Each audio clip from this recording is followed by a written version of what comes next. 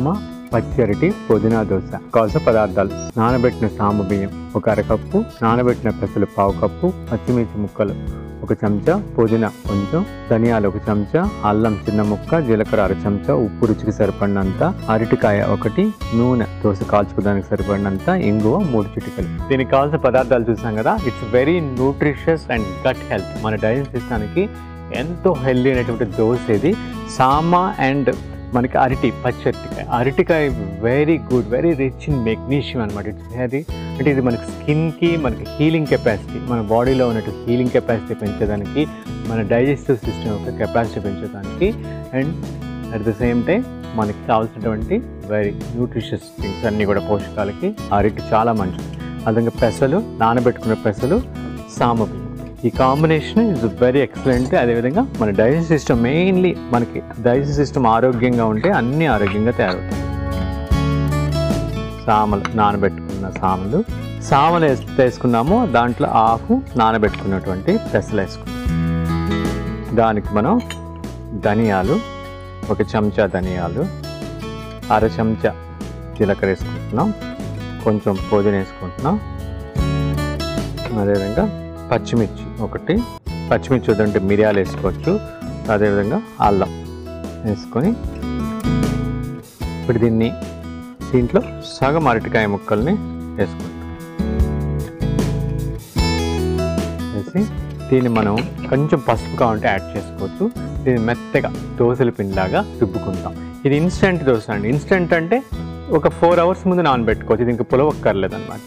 ఇప్పుడు మనం 8కి బ్రేక్ఫాస్ట్ చేస్తాం అనుకోండి, ఎర్లీ మార్నింగ్ 4కి లేసి లేదా 5 కల్లా మనం ఈ పెసల్ని వీటిని నానబెట్టేసుకుంటే ఆ రోజు మనకి ఈజీగా, మనం పెసరట్టు వేసుకుంటాం కదా సేమ్ అలానే, కాకపోతే దీంట్లో అరటికాయ వేసుకున్నాం, మిల్లెట్ యాడ్ చేసుకున్నాం అనమాట. ఓకే అండి, దీన్ని మెత్తగా మనం పిండిలాగా రుబ్బేసుకుంటాం. ఓకే అండి, మనకి ఇట్లా పిండి రుబ్బేసుకున్నాం. దాన్ని సామలు, పెసలు, ధనియాలు, జీలకర్ర, పచ్చిమిర్చి, అల్లం, అరటికాయ అన్నీ వేసేసి, ఓకే, ఇంగు వేస్తున్నాను దీంట్లో. ఇది ఈ యొక్క దోశ ఎస్పెషల్లీ అరటికాయలో ఉన్న ప్రాపర్టీస్ ఏంటంటే మన డైజెస్ట్ సిస్టాన్ని క్లీన్ చేస్తుంది. అదేవిధంగా క్రాంప్స్ అనమాట, ఎప్పుడైనా కడుపులో మెలిపెట్టినట్టు లేకపోతే స్టమక్ పెయిన్స్ వాటికి ఎక్సలెంట్ మెడిసిన్ లాగా ఈ యొక్క అరటికాయ పనిచేస్తుంది అనమాట. పచ్చి అరటికాయ అంటే వెరీ రిచ్ మెగ్నీషియం, పొటాషియం కూడా very rich, very heart healthy recipe అనమాట. సాల్ట్ కూడా తగినంత వేసుకొని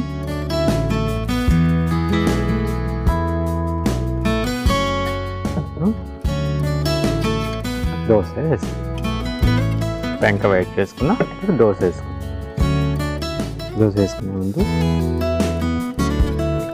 పెంక మీద అరటికాయ ముక్కలు పెట్టుకున్నాం.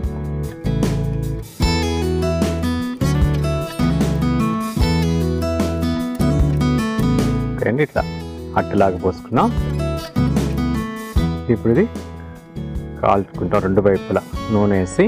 మనకి దీన్ని నూనె ఎప్పుడు కూడా మనకి దీనికి నువ్వుల నూనె కానీ పల్లి నూనె కానీ బాగుంటుంది.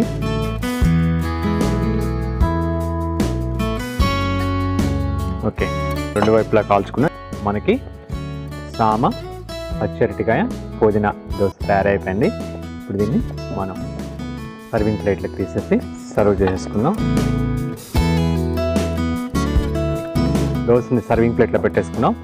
ఈ దోశని రుచి చూసే ముందు ఇది కావాల్సిన పదార్థాలు, తయారు చేసే విధానం మరొక్కసారి చూద్దాం. సామ పచ్చి అరటి పుదీనా దోశ కావాల్సిన పదార్థాలు: నానబెట్టిన సామ బియ్యం 1 అరకప్పు, నానబెట్టిన పెసలు 1/2 కప్పు, పచ్చిమిర్చి ముక్కలు 1 చెంచా, పుదీనా కొంచెం, ధనియాలు 1 చెంచా, అల్లం చిన్న ముక్క, జీలకర్ర 1/2 చెంచా, ఉప్పు రుచికి సరిపడినంత, అరటికాయ 1, నూనె దోశ కాల్చుకోవడానికి సరిపడినంత, ఇంగువ 3 చిటికలు. సామ పచ్చి అరటి పుదీనా దోశ తయారు చేయ విధానం: ముందుగా మిక్సింగ్ బౌల్లో నానబెట్టిన సామ బియ్యం, నానబెట్టిన పెసలు, ధనియాలు, జీలకర్ర, పుదీనా, పచ్చిమిర్చి ముక్కలు, అల్లం ముక్కలు, పచ్చి అరటికాయ ముక్కలు వేసి మెత్తగా రుబ్బుకోవాలి. తర్వాత ఈ మిశ్రమంలో కొద్దిగా ఇంగువ, తగినంత ఉప్పు చేర్చి బాగా కలుపుకొని తర్వాత తవాపై పచ్చి అరటికాయ ముక్కలు పెట్టి పిండితో దోశ వేసి నూనెతో 2 వైపులా కాల్చుకొని సర్వింగ్ ప్లేట్లో తీసి సర్వ్ చేసుకుంటే సామ పచ్చి అరటి పుదీనా దోశ రెడీ.